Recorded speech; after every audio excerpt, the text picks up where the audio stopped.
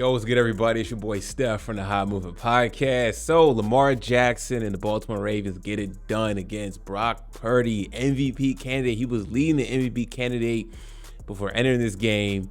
And I got to tell you, man, he had a terrible outing to the point where he got knocked out of the game, or he suffered some kind of minor injury, whatever, and they put in Sam Darnold. And that was the night for Brock Purdy. Now, look, Brock Purdy, he played well, but Lamar Jackson outshined him. The Baltimore Ravens defense outshined the 49ers defense. I mean, look, a good chunk of the year, the 49ers was considered, at least a good chunk of the season, up until now, was like, yo, this team is a juggernaut.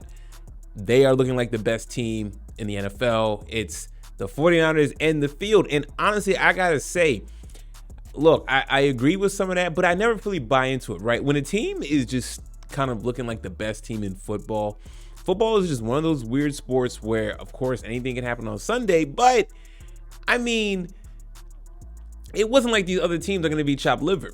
You know what I'm saying? The Ravens, from a cultural and physicality standpoint, are very similar in the 49ers. It's like both teams, they play differently, but both teams kind of meet each other just from a style of play, physical type of football, right?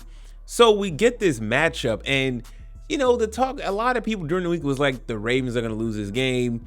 I'm picking the 49ers. And it's like, whoa. I mean, the Baltimore Ravens are 11-3. They do have championship aspirations. And a lot of knock on Lamar Jackson is that, I think, the past couple seasons, he's not been able to finish the season. But when he's healthy, you see what he can do. And I'm not surprised by this. I'm not surprised by his win, because I thought the Baltimore Ravens were most likely going to win this game. And I definitely thought that the Baltimore Ravens were the better team simply because of one person, right? And that's Lamar Jackson, right? Lamar Jackson is the ultimate wild card in football, right? And he has learned not to take these big hits. I mean, you see the scramble yards he's got. He got 45 yards rushing. He had that one big run for 31 yards earlier. And the Niners just look lost, right? When you have a playmaker against a defense, you have a playmaker like Lamar against a defense like the 49ers, man, it's the off script plays that's going to burn them, and it did. If this team matches up again in the Super Bowl, I don't expect the results to be any different. And also too is, man, for MVP, man, it's not even close, right? You know, all the talk about Lamar Jackson numbers is below. A lot of people were putting emphasis on this game. Fine. I think Lamar Jackson sealed it. Okay, I know his numbers, his passing numbers ain't up there with Brock Purdy, who was leading it by everyone else's, but he had the yards rushing as well. His total offense has been pretty good, right? So now they had the head-to-head. That argument's over with, right? You know, look, some people can make you couldn't make the case between both defenses. Both defenses was equally challenging. Lamar Jackson passed his test. Brock Purdy didn't pass his, right? It looks like the Ravens are gearing up for a Super Bowl type of run, and it is absolutely scary.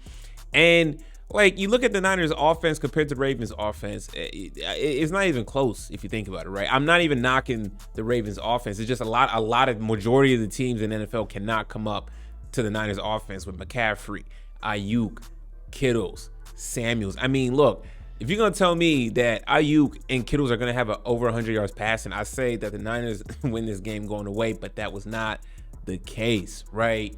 So Niners got their work cut out for them, right? And also, too, to keep an eye on this, right? I know this team got a lot of flack early on in the season. You know, is this team going to end up playing for a high draft pick, right? And they're starting to come together. And this team, and this is in the same division as the 49ers, and that's right, it's the Los Angeles Rams. I'm telling you right now, the Rams are clicking. I think the Rams played in the last game of the season. That game is going to mean a lot to the Rams and the 49ers to keep pace and having the better overall conference record. But look, if the Rams backdoor into the playoffs and they win that first game and they somehow match up with the 49ers at some point in the second round, listen, man, I like the Rams. Sean McVay is really good against Kyle Shanahan. So I get it. The Niners, even before this game, even after this game, some people may still think that the Niners are still the second best team overall. maybe a small majority may still think they're the better team in the NFL overall. But the Niners got to get through their conference. And again, LA Rams, that could be the team to upset the apple cart for this 49ers team that may not even reach the Super Bowl, right?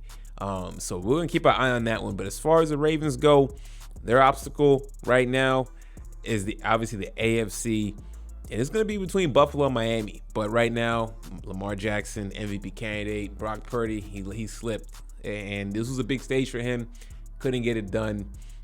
Still a good quarterback. Hell of a season. But Lamar, you show why. One team had Lamar Jackson, the other team didn't, right? And that was the difference maker, basically. And the Ravens just played a better overall defense, right? You can name more players on the 49ers defense than you can on the Ravens defense. But the Ravens defense showed up. They played better collectively, right? So it seems like they got all the packages and ingredients to make this championship run, and Lamar Jackson capped the season off with a championship, man. We'll see. Anyways, let me know what your thoughts about this game. Thanks for watching. Please like, subscribe. I'm out.